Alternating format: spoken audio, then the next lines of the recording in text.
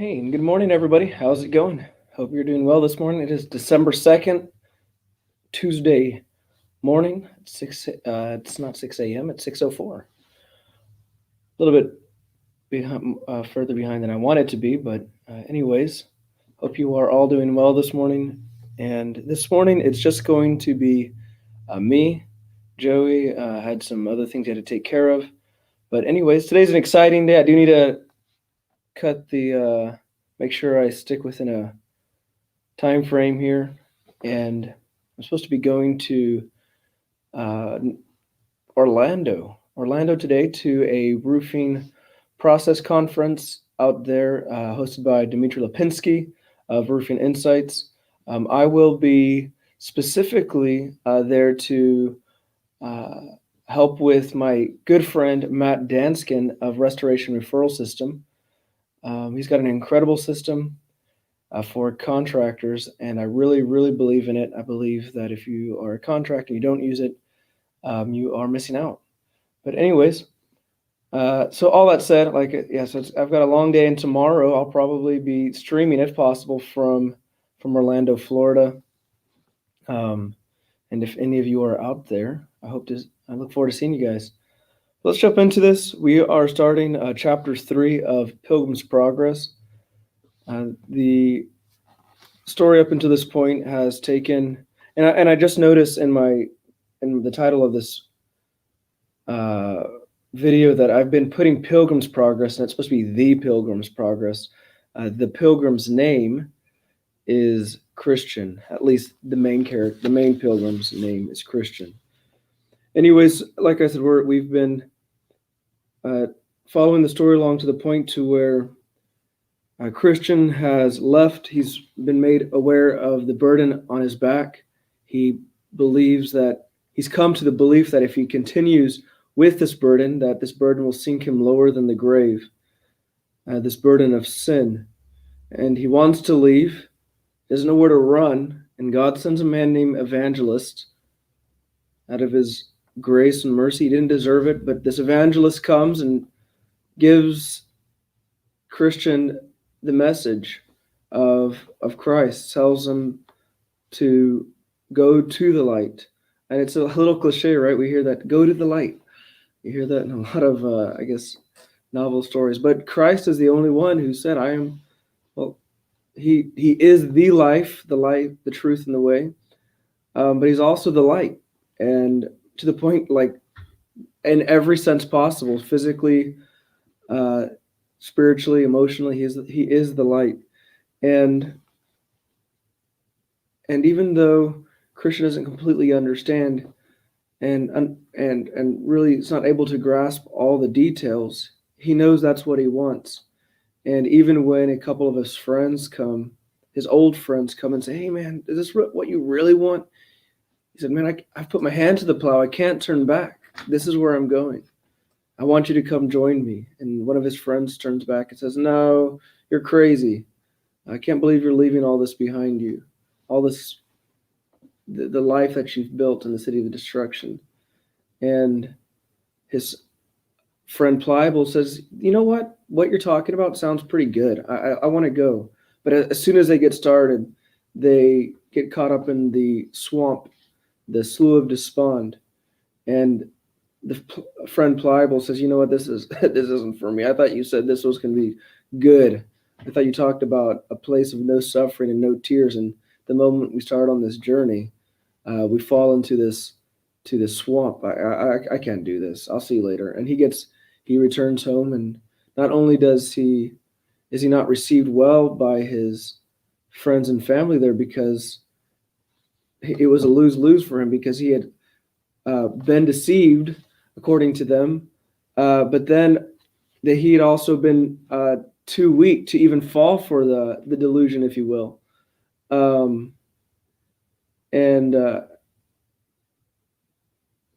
it just pushes him to the point where he ends up not just trying to justify his decisions. He just says, "You know what? Christian was just, that guy was crazy." And he begins to backstab him and backtalk him. And that brings us to where we are at now. his story.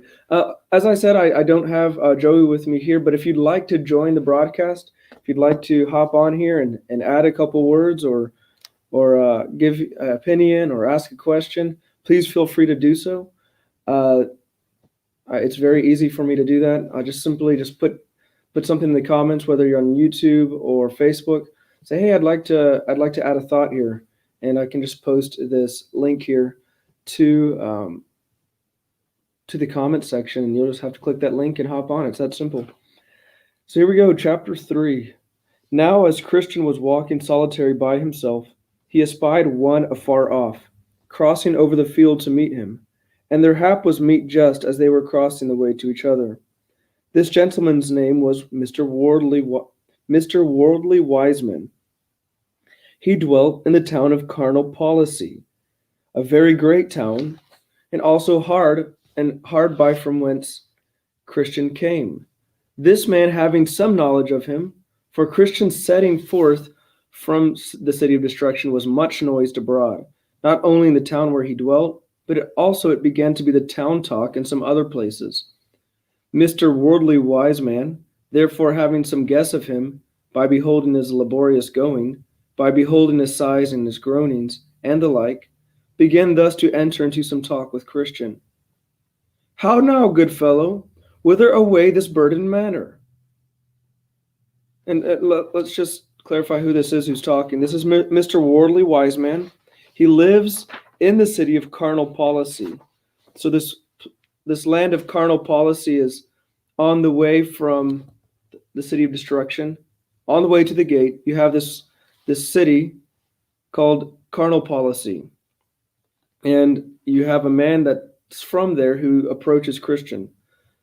And he asks him, where are you going like this with a burden on your back? And Christian responds, a burdened manner indeed, as ever I think a poor creature had. And where, as you asked me, whither away? I tell you, sir, I'm going to yonder wicket gate before me. For there, as I am informed, I shall be put in a way to be rid of my heavy burden.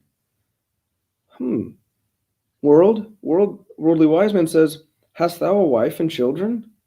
I do, but I'm laden with this burden that I cannot bear, that pleasure in them as formerly. Methinks I am as if I had none. He's simply, and I've listened to this in a little bit more of an abridged version, but he simply says, I can't enjoy my children and I can't enjoy my wife knowing that I'm in this state. How can I love them knowing that if we die in this city, they're all going to go to hell. They're all going to sink to this lake of fire.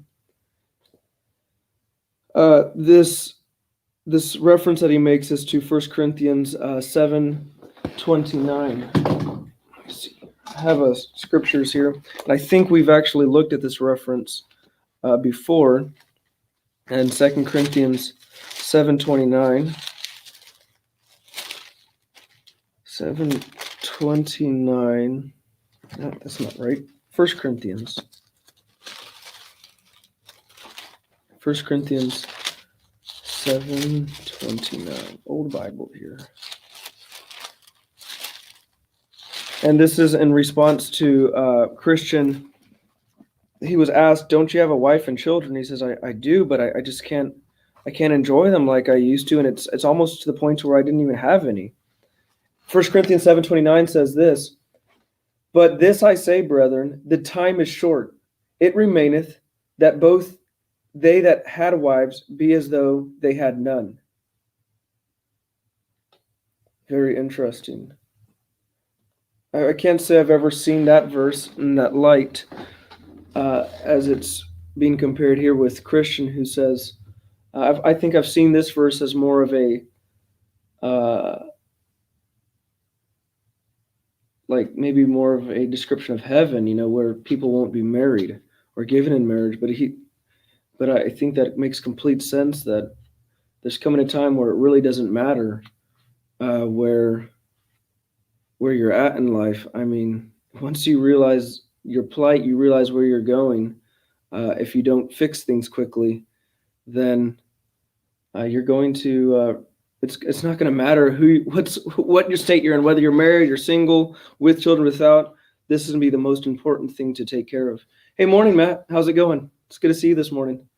I'll see you shortly. It's going to be exciting. So if you see in the comments below, at least if you're on Facebook, Matthew Danskin of Restoration Referral System, if you want to know who I'm joining, that's who I'm joining while I'm down there, and I am very excited about that. Anyways, back to the story here. Worldly wise man says, "Wilt thou hearken to me if I give thee good counsel? If it be good, I will, for I stand in need thereof. I would advise thee, then, that thou with all speed get rid of thy burden." That makes sense. "For thou wilt never be settled in thy mind till then, nor canst thou enjoy the benefits of the blessings which God hath bestowed upon thee till then." Christian responds and says, "That is that which I seek for, even to be rid of this heavy burden. But get it off myself I cannot, nor is there a man in our country that can take it off my shoulders. Therefore, I am going this way, as I told you, that I may be rid of my burden."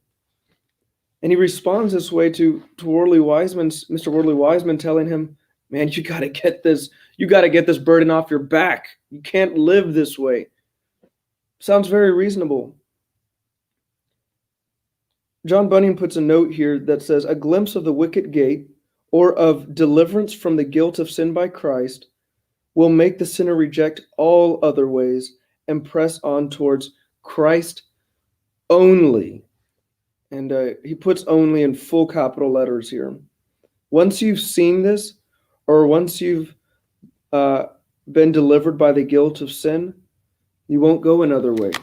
You press towards Christ only. Worldly Wiseman says, "Who bid thee go this way to be rid of thy burden?" Christian responds and says, "A man that appeared to me to be a very great and honorable person, his name, as I remember, is Evangelist.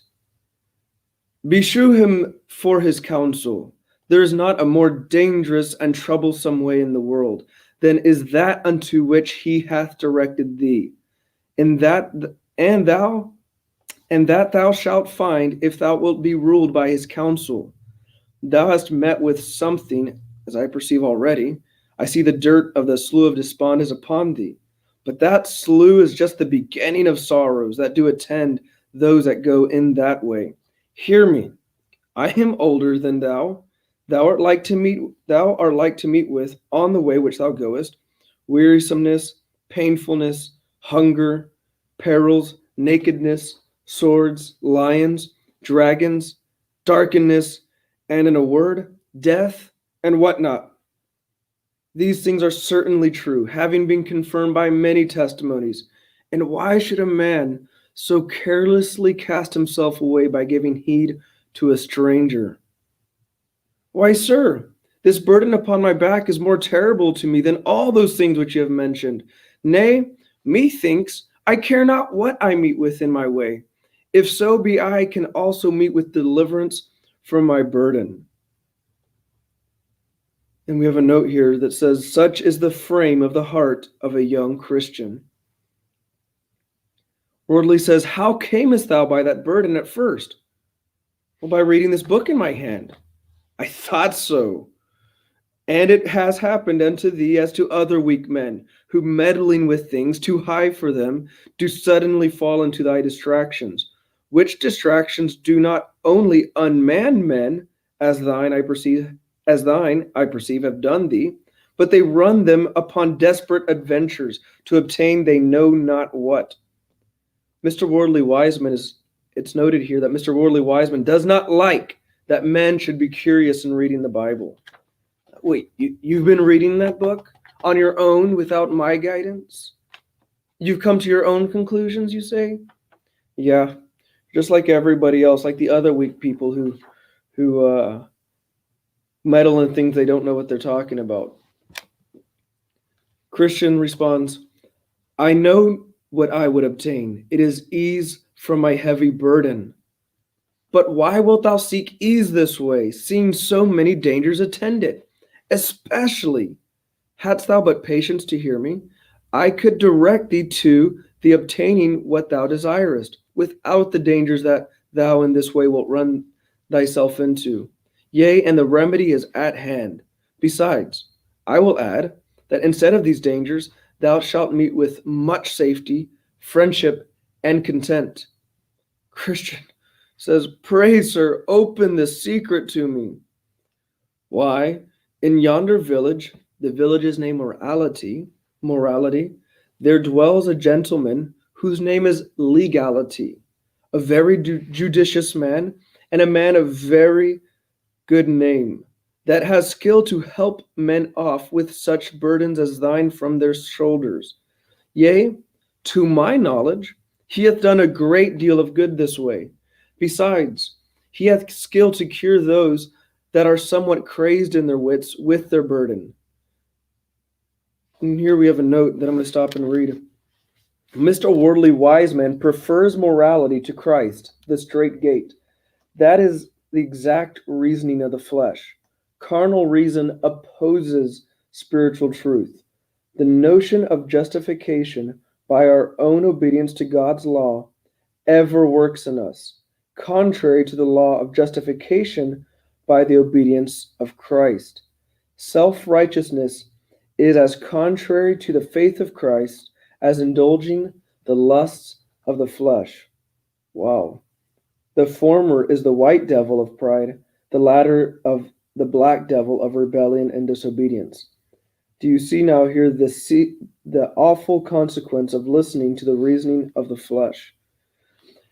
It's an incredible way that he puts that. The notion of justification by our own obedience to God's law is contrary to the justification by the obedience of Christ.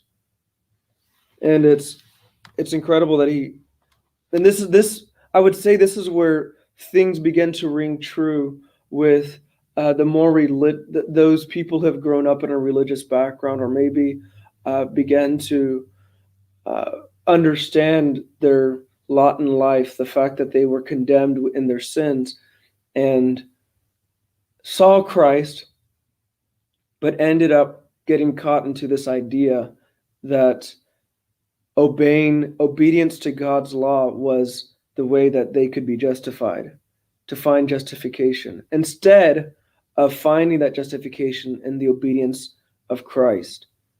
Now, if those things are hard to understand, I'll tell you this, those things were extremely difficult for me to understand at one point.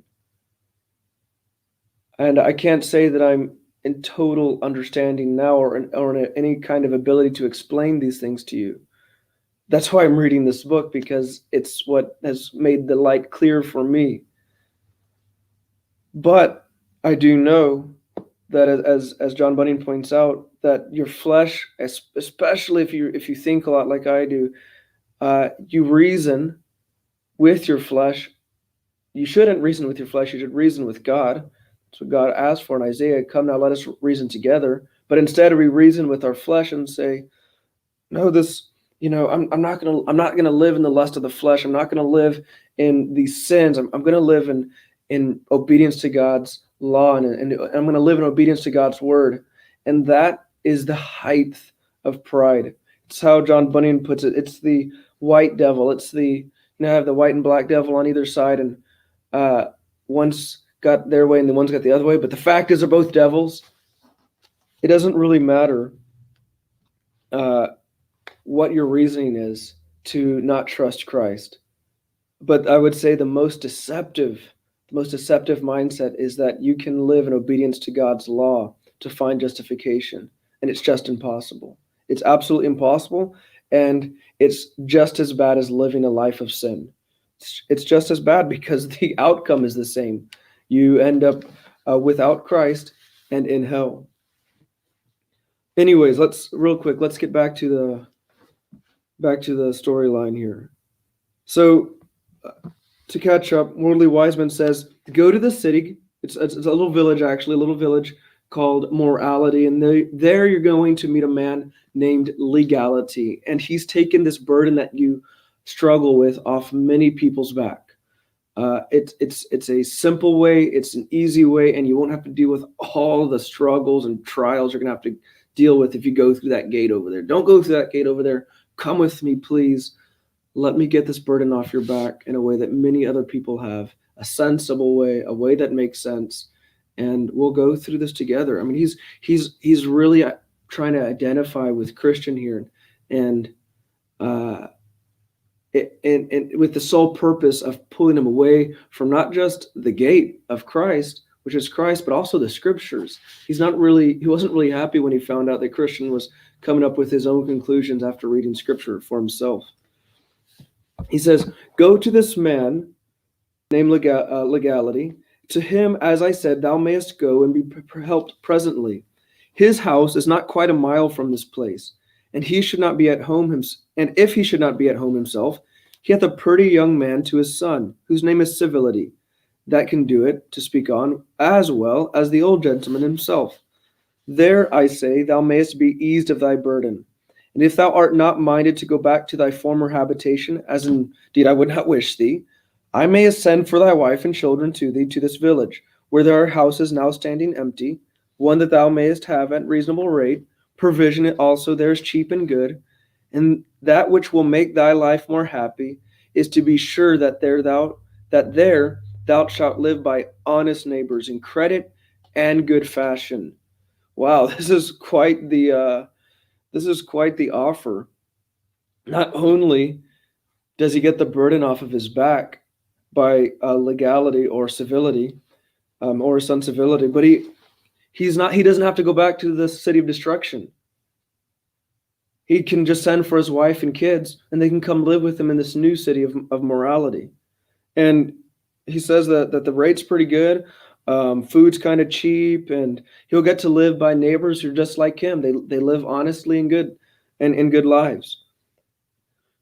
Now was Christian somewhat at a stance, but presently he concluded, if it be true that what this gentleman hath said, my wisest counsel is to take it as his advice. And with that he thus further spake, Sir, which is my way to this honest man's house? Do you see yonder high hill? Yes, I see it. Very well. By that hill you must go, and the first house you come to is his. So Christian turned out of his way to go to Mr. Legality's house for help. This hill is a picture of Mount Sinai, interestingly enough. And we have a note here, and a sad turn it proved to him, for he returned from the work of Christ for his salvation to his own works and obedience. And so did the Galatians of old. Mark the consequence. Christian is afraid of that Mount Sinai. All the dreadful curses of the law would fall on his head. So Christian turned out of his way to go to Mr. Legality's house for help. But behold, when he got now hard by the hill, it seemed so high, and also that side of it that was next the wayside did hang so much over that Christian was afraid to venture much further, lest the hill should fall on his head. Wherefore there he stood still and knew not what to do. This hill of Mount Sinai, the hill of works, the hill of the law. It's an incredible commentary, as John Bunyan puts it, of the Galatians who began the work of Christ began in them, but they turned from it to the more sensible thing, which was the works, to works and obedience. But with works and obedience, with the law comes all the curses of the law, and this was scary to Christian, and he begins to see this as he climbs this hill. It's just too difficult to climb. It becomes impossible, really. And at that point, I'm going to stop there, and we'll pick up there, hopefully, Lord willing, tomorrow. If you don't have access, or if you'd like to follow along or get this book for yourself for your own time and read it, I'll put a link into this Amazon link in the description. And also, I'll put a link to my podcast, as well as if you're on YouTube. And then if you're on Facebook, I'll put a link to my YouTube, which is already in the description, and then the podcast as well. That's simply if you're like, this is interesting, I'd like to continue listening in, but I don't like opening Facebook in the mornings, then you'd be able to do that as well. So anyways, guys, thank you so much for listening in. I hope you have a great day, and we'll see you next time.